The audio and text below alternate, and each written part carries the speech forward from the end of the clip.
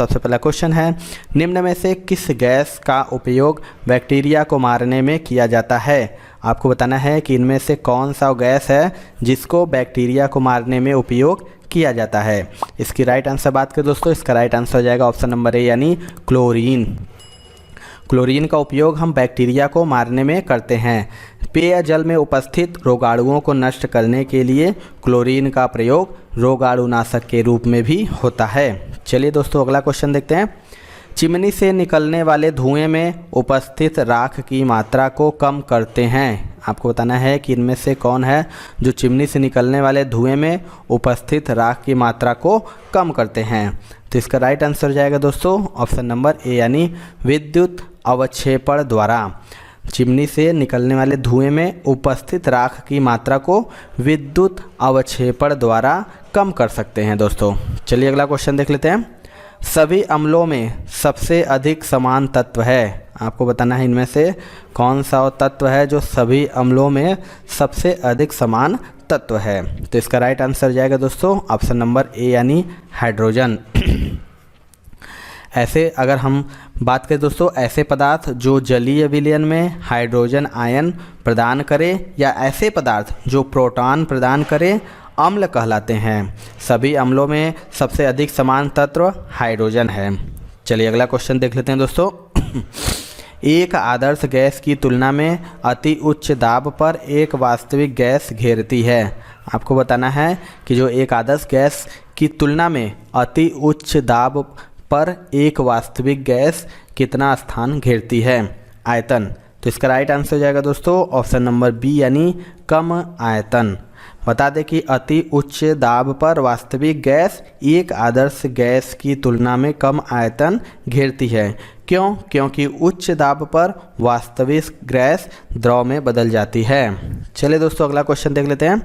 प्राकृतिक गैस का मुख्य घटक क्या है। मोस्ट इंपॉर्टेंट क्वेश्चन है दोस्तों। आपको बताना है कि इनमें से प्राकृतिक गैस का मुख्य घटक कौन सा है। तो इसका राइट आंसर हो जाएगा दोस्तों ऑप्शन नंबर ए यानी मीथेन। मीथेन प्राकृतिक गैस का मुख्य घटक है। प्राकृतिक गैस में मीथेन की मात्रा सर्वाधिक लगभग 80% होती है।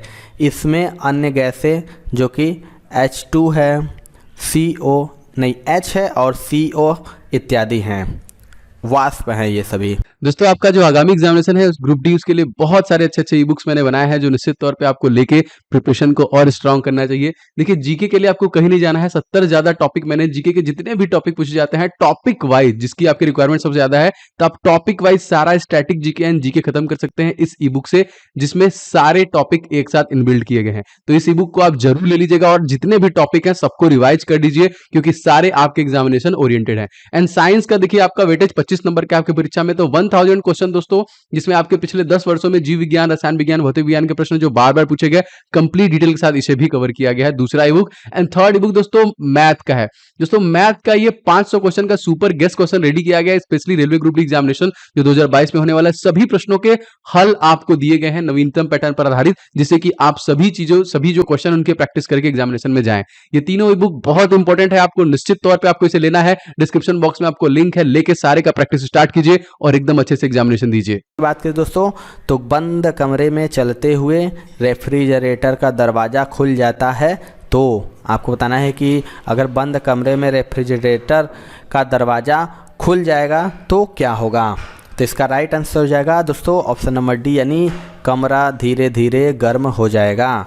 अगर हम बात करें बंद कमरे में यदि चलते हुए रेफ्रिजरेटर का दरवाज़ा खुल जाता है तो कमरा भी धीरे धीरे गर्म हो जाता है। अगला क्वेश्चन देख लेते हैं दोस्तों। वायु की संघटक गैसें सामान्यतः होती हैं। 4 ऑप्शन है आपके पास। बताना है कि जो वायु की संघटक गैसें होती हैं सामान्यतः कैसी होती हैं। तो इसका राइट आंसर हो जाएगा दोस्तों ऑप्शन नंबर ए यानी नाइट्रोजन और ऑक्सीजन। वायु की जो संघटक गैसों में मुख्यतः नाइट्रोजन एवं ऑक्सीजन होता है। वायु में लगभग बात करें तो 78% नाइट्रोजन होता है और 21% ऑक्सीजन होता है। अगला क्वेश्चन देख लेते हैं दोस्तों। गैस ज्वाला होती है। आपको बताना है इनमें से कि गैस ज्वाला किस में होती है, कैसी होती है। तो इसका राइट आंसर हो जाएगा ऑप्शन नंबर ए यानी दीप्ति। जो वस्तुएं दीप्त हो जाएगा, सॉरी, ये गैस ज्वाला कैसी होती है, तो ये दीप्त होती हैं। आपको बता दें कि जो वस्तुएं स्वयं प्रकाश उत्पन्न करती हैं उसे दीप्त वस्तुएं कहते हैं। गैस ज्वाला से प्रकाश उत्पन्न होती है, अतः उसे दीप्त ज्वाला कहते हैं। अगला क्वेश्चन देख लेते हैं दोस्तों। निम्नलिखित में से कौन सी गैस फलों को कृत्रिम रूप से पकाने में प्रयोग की जाती है। आपको बताना है, ये मोस्ट इम्पॉर्टेंट क्वेश्चन है दोस्तों, कि कौन सी वह गैस है जो फलों को कृत्रिम रूप से पकाने में प्रयोग की जाती है। तो इसका राइट आंसर हो जाएगा ऑप्शन नंबर बी यानी एथिलीन, जो कि फलों को कृत्रिम रूप से पकाने के लिए इसका प्रयोग किया जाता है। फलों को पकाने में कैल्शियम कार्बाइड का भी प्रयोग किया जाता है दोस्तों। अगला क्वेश्चन देख लेते हैं। दोस्तों यदि आप रेलवे एसएससी एग्जामिनेशन तैयारी कर रहे हैं तो अनअकैडमी के टॉप एजुकेटर्स आपके लिए टॉप बैचेज 22 जून से ला रहे हैं, जिनके साथ साथ दोस्तों आप कंप्लीट प्रिपरेशन कर सकते हैं, सारे एग्जामिनेशन के सेशन कवर कर सकते हैं और आपको mock test and Regent features भी दिया जाता है। तो विजय बैच सीजीएल सीएचएसएल के लिए देखिए 22 जून से स्टार्ट हो रहा है। इसके अलावा दोस्तों कंप्लीट बैच जनरल स्टडीज 22 जून से स्टार्ट हो रहा है। बहुत सारे ऐसे बैचेज हैं like mission batch Delhi police के लिए, लक्ष्य बैच सीपीयू के लिए, एम बैच एसएससी स्टेनोग्राफर के लिए, एम बैच जीडी कांस्टेबल के लिए, सारे देखिए 22 जून से स्टार्ट हो रहे हैं, जो कि आप कंप्लीट कवर करके देगा सारा का सारा सिलेबस। आपको पूरे पाठ्यक्रम देखिए आपका पूरा का पूरा रेलवे एग्जामिनेशन के लिए भी 22 जून से स्टार्ट हो रहा है। तो आप फटाफट इसे एनरोल कर लीजिएगा अनअकैडमी प्लस सब्सक्रिप्शन लेके। और दोस्तों इसके अलावा रेस फीस जो कि आपका आस्क का डाउट फीचर देता है, आप कभी भी अपने डाउट सेंड कर सकते हैं अनअकैडमी को और उसका सोल्यूशन ले सकते हैं। तो अनअकैडमी प्लस फीचर्स के लिए आप अनअकैडमी प्लस सब्सक्रिप्शन ले लीजिएगा और कोड इस्तेमाल करेंगे OJ10 तो आपको 10% का डिस्काउंट मिल जाएगा। तो फटाफट सब्सक्रिप्शन आप ले लीजिए। अम्ल वर्षा मुख्यतः किस गैस के कारण होती है। आपको बताना है, मोस्ट इम्पॉर्टेंट ये भी क्वेश्चन है, मोस्ट रिपीटेड एग्जाम में ये क्वेश्चन पूछता है दोस्तों कि अम्ल वर्षा वो जो होती है वो मुख्यतः किस गैस के कारण होती है। तो इसका राइट आंसर हो जाएगा दोस्तों ऑप्शन नंबर सी यानी SO2, जो कि अम्ल वर्षा मुख्यतया SO2 के कारण होती है। यह जल में घुलकर सल्फ्यूरिक अम्ल बनाता है जो मनुष्य की त्वचा को नुकसान पहुंचाता है। चलिए अगला क्वेश्चन देखते हैं दोस्तों। आग बुझाने वाली गैस है, आपको बताना है इनमें से कि आग बुझाने वाली गैस कौन सी है। तो इसका राइट आंसर हो जाएगा ऑप्शन नंबर सी यानी carbon dioxide. Carbon dioxide gas जो है अग्निशमन में प्रयुक्त होती है, क्योंकि यह ऑक्सीजन से भारी होती है तथा यह ईंधन के चारों ओर की ऑक्सीजन को हटाकर आग को बुझा देती है। चलिए दोस्तों अगला क्वेश्चन देख लेते हैं। लाल तप्त कोक पर भाप प्रवाहित करने से प्राप्त होता है। बताना है कि जो लाल तप्त कोक पर भाप प्रवाहित करने से क्या प्राप्त होता है। तो इसका राइट आंसर हो जाएगा दोस्तों ऑप्शन नंबर ए यानी जल गैस। जल गैस जो कि एक संश्लेषण गैस है जिसमें कार्बन मोनोऑक्साइड तथा हाइड्रोजन गैस सम्मिलित होती हैं। यह गैस लाल तप्त कोक पर भाप प्रवाहित करने से प्राप्त होती हैं। चलिए दोस्तों अगला क्वेश्चन देखते हैं। गुब्बारे में कौन सी गैस भरी जाती है। आप मोस्ट इम्पॉर्टेंट ये भी क्वेश्चन है, आपको बताना है कि गुब्बारे में कौन सी गैस भरी जाती है। मोस्ट इम्पॉर्टेंट, मैक्सिमम सभी लोगों को पता होना चाहिए ये क्वेश्चन। तो इसका राइट आंसर हो जाएगा ऑप्शन नंबर सी यानी हीलियम गैस। गुब्बारे में जो कि सामान्यतः हम हीलियम गैस ही भरी जाती है, जबकि हाइड्रोजन सबसे हल्की गैस होती है। अगला क्वेश्चन देख लेते हैं दोस्तों। दो गुब्बारों को हाइड्रोजन तथा हीलियम के समान ग्राम अणुओं में भरा जाता है। दोनों में एक ही आकार के छेद किए जाते हैं। सबसे पहले कौन सा गुब्बारा संकुचित हो जाएगा। आपको बताना है कि दो गुब्बारे हैं, एक में हाइड्रोजन तथा एक में हीलियम समान ग्राम अणुओं में भर दिया जाए और दोनों में सबसे पहले कौन सा गुब्बारा संकुचित हो जाएगा। तो इसका राइट आंसर हो जाएगा ऑप्शन नंबर बी यानी हाइड्रोजन से भरा गुब्बारा। हाइड्रोजन जो कि भार हल्का होने के कारण H2 से यानी हाइड्रोजन से भरा गुब्बारा पहले संकुचित होगा, जबकि हीलियम से भरा गुब्बारा बाद में संकुचित होगा। चलिए दोस्तों अगला क्वेश्चन देख लेते हैं। निम्नलिखित में से कौन नाइट्रोजन चक्र में भाग नहीं लेता है। चार ऑप्शन है आपके पास, बताना है इनमें से कौन नाइट्रोजन चक्र में भाग नहीं लेता है। तो इसका राइट आंसर हो जाएगा ऑप्शन नंबर बी यानी CO2। जीवाणु नाइट्रिक एसिड तथा अमोनिया गैस नाइट्रोजन चक्र में भाग लेते हैं, CO2 इसमें भाग नहीं लेता है। ये तीनों जो कि भाग लेते हैं ये CO2 ही है जो कि नाइट्रोजन चक्र में भाग नहीं लेता है। चलिए दोस्तों अगला क्वेश्चन देख लेते हैं। गैस टरबाइन आधारित है, आपको बताना है इनमें से गैस टरबाइन किस पर आधारित है। तो इसका राइट आंसर हो जाएगा ऑप्शन नंबर सी यानी ब्रेटॉन चक्र पर। ब्रेटॉन चक्र जो कि एक प्रकार का ऊष्मागतिकी चक्र है जिस पर गैस टरबाइन इंजन की कार्यप्रणाली आधारित है। चलिए अगला क्वेश्चन देख लेते हैं दोस्तों। कौन सा उर्वरक तनु सल्फ्यूरिक एसिड के साथ अमोनिया गैस संसाधित करने से तैयार किया जाता है। आपको बताना है कौन सा वह उर्वरक है जो तनु सल्फ्यूरिक एसिड के साथ अमोनिया गैस संसाधित करने से तैयार किया जाता है। तो इसका राइट आंसर हो जाएगा ऑप्शन नंबर डी यानी अमोनियम सल्फेट। अमोनियम सल्फेट जो कि अमोनिया तथा तनु सल्फ्यूरिक अम्ल के मध्य अभिक्रिया से ही प्राप्त होता है। अगला क्वेश्चन देख लेते हैं दोस्तों। निम्नलिखित को गर्म करने पर N उत्पादित होता है। आपको बताना है कि इनमें से किसको गर्म करने पर N उत्पादित होता है। तो इसका राइट आंसर हो जाएगा दोस्तों ऑप्शन नंबर डी यानी NH4Cl + NaNO ट्वाइस। प्रयोगशाला में नाइट्रोजन गैस अमोनियम क्लोराइड तथा सोडियम नाइट्राइड को गर्म करने पर उत्पादित होती है। चलिए अगला क्वेश्चन देख लेते हैं दोस्तों।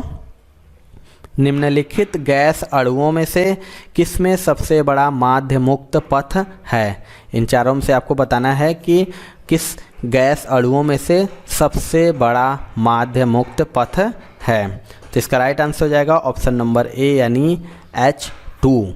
माध्य मुक्त पथ आणविक व्यास के व्युत्क्रमानुपाती होता है, इसलिए गैस के अणु का आकार जितना बड़ा होगा माध्य मुक्त पथ उतना ही छोटा होगा दोस्तों। चलिए अगला क्वेश्चन देख लेते हैं दोस्तों। जल का विशुद्ध रूप है। चार ऑप्शन है आपके पास, इनमें से आपको बताना है कि जल का विशुद्ध रूप क्या है। तो इसका राइट आंसर हो जाएगा दोस्तों ऑप्शन नंबर ए यानी वर्षा जल। वर्षा का जल जो कि जल का विशुद्ध रूप होता है। अगला क्वेश्चन देख लेते हैं दोस्तों। कठोर जल साबुन के साथ पर्याप्त झाग उत्पन्न नहीं करता, क्योंकि आपको बताएं जो कठोर जल होता है वो साबुन के साथ झाग उत्पन्न नहीं करता है, क्यों। ये भी मोस्ट इंपॉर्टेंट है दोस्तों और मैक्सिमम बार ये रिपीट हुआ है क्वेश्चन। तो इसका राइट आंसर हो जाएगा दोस्तों ऑप्शन नंबर ए यानी इसमें जो कि कैल्शियम और मैग्नीशियम के विलेय लवण होते हैं, इसीलिए कठोर जल साबुन के साथ पर्याप्त झाग उत्पन्न नहीं करता है। इस प्रकार की कठोरता अस्थायी होती है जो गर्म करने से दूर हो जाती है। अगला क्वेश्चन देख लेते हैं दोस्तों। कठोर जल के संबंध में कौन सा गलत है। चार ऑप्शन है आपको पास बताना है कि कठोर जल के संबंध में कौन सा गलत है। तो इसका राइट आंसर हो जाएगा ऑप्शन नंबर डी यानी आयरन पायराइड्स की उपस्थिति। आपको बता दें जो कठोर जल होता है कैल्शियम और मैग्नीशियम के बाइकार्बोनेट, सल्फेट आदि की उपस्थिति के कारण झाग नहीं देता, इसलिए साबुन अधिक घिसता है। अगला क्वेश्चन देख लेते हैं दोस्तों। वह जल जो साबुन के साथ रगड़ने पर शीघ्रता से एवं अधिक झाग देता है क्या कहलाता है। मतलब वह जल कौन सा है जो साबुन के साथ रगड़ने पर शीघ्रता से जल्दी और अधिक झाग देता है। तो इसका राइट आंसर हो जाएगा ऑप्शन नंबर बी यानी मृदु जल, जिसे सॉफ्ट वाटर भी कहते हैं। मृदु जल ही साबुन के साथ रगड़ने पर शीघ्रता से एवं अधिक झाग देता है, अर्थात इसमें कैल्शियम और मैग्नीशियम के बाइकार्बोनेट, सल्फेट आदि की उपस्थिति नहीं होती है। अगला क्वेश्चन देख लेते हैं दोस्तों। कैल्शियम बाइकार्बोनेट कठोर जल का एक नमक है, इसका रासायनिक नाम क्या है। आपको बताना है कि जो कैल्शियम बाइकार्बोनेट कठोर जल का एक नमक है उसका रासायनिक नाम क्या होगा। तो इसका राइट आंसर हो जाएगा ऑप्शन नंबर सी यानी CaHCO3 ट्वाइस, जो कि कैल्शियम बाइकार्बोनेट कठोर जल का एक मिश्रण है और इसका रासायनिक नाम क्या हो जाएगा CaHCO3 ट्वाइस। अगला क्वेश्चन देख लेते हैं। और लास्ट क्वेश्चन है दोस्तों, खारे पानी में निम्नलिखित में से क्या उपस्थित नहीं है। आपको बताना है कि जो खारा पानी होता है उनमें से इसमें से क्या उपस्थित नहीं होता है। तो इसका भी राइट आंसर हो जाएगा दोस्तों ऑप्शन नंबर बी यानी एल्यूमिनियम। खारे पानी में घुलनशील लवणों में क्लोरीन हो गया। क्लोरीन की मात्रा की अगर बात करें दोस्तों तो 55.3%। सोडियम की बात करें दोस्तों तो ये हो जाता है 30.8% एवं कैल्शियम 1.23% उपस्थित होता है।